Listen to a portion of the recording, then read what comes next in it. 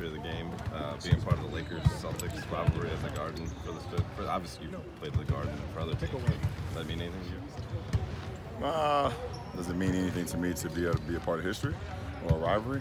Yeah, I mean, absolutely. LeBron, did you do the draft yet? I don't know. No, I did it this morning. Can you tell us who you No, of course not. What about the confidence in your team? Yeah, I mean, I think I selected my team to the best of my ability and the best of my knowledge of the players that I got, so it should be a fun weekend. LeBron, what are your impressions about Mo Wagner so far? I think he's a great kid to start off. I mean, his willingness to learn every single day, and then apply on the floor. I think he's getting better and better each and every month. He was kind of slowed down, obviously, from the summer league when he hurt his knee, so it kind of put him behind a little bit. But as he's continued to get more and more healthy and more confident in his knee, he's being the guy that we obviously the Magic and Rob drafted in the draft from out of Michigan. So we like having him around. Ron, this time of year is always pretty crazy. Is this particularly a new level this week? No, I wouldn't say so. I think it's always, the suspense and the excitement around the trade deadline is always, it's always kind of pretty crazy. But there's always been like that.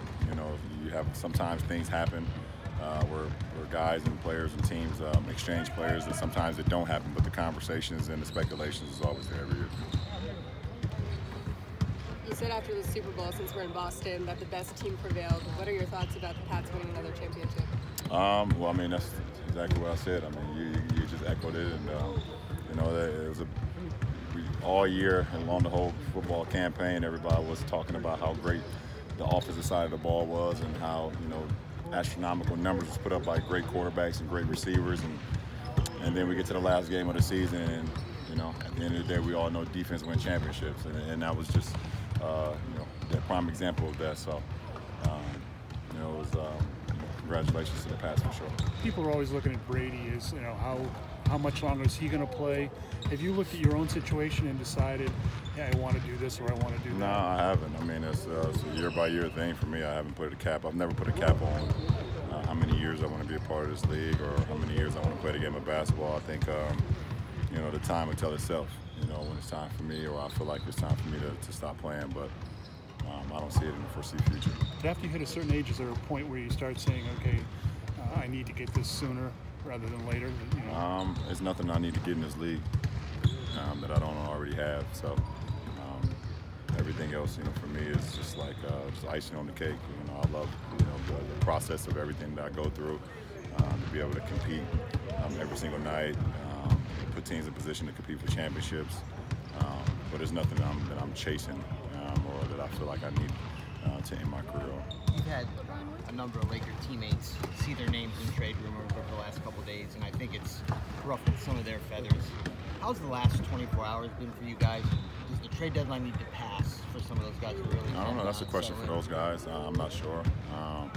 I think at the end of the day, it's a business, and there's going to be speculations. There's going to be names thrown around throughout your whole career about where you're going to go.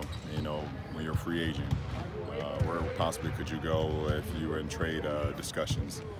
If a team wants to buy you out, or waive you, or it's just all part of the business. And I think when you truly understand that, and you truly know that this is a business, but you give 110% to whatever situation that you're in, then you're able to live with it. But I know it has to be tough on guys that, for the first time in their career, especially if you're a young guy, to be able to hear your name in trade rumors when you've been somewhere, for a few years. To that point, Last you talked question, about the Harrison Barnes stuff last night on Instagram. Mm-hmm. Do you think it's hard for people to understand the two sides of the quote-unquote business that you're talking about, from the player angle and from the management angle? No, it's not it's hard for them to understand the two sides. They understand the one side.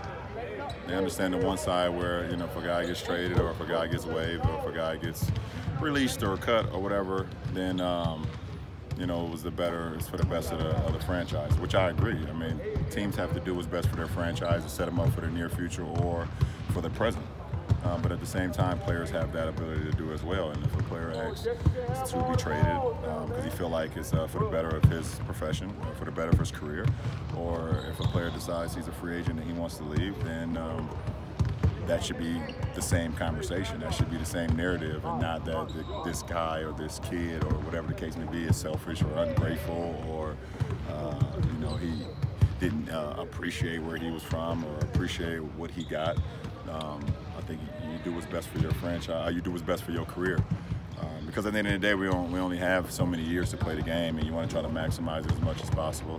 So I like it on both sides. I mean, I see it from both sides. I see it from both angles, both franchise and players. But it's just a narrative that we would like to be able to be changed. But I think it was unfortunate, the Harrison Barnes piece, though. Thanks, everyone. Thank you. Appreciate it.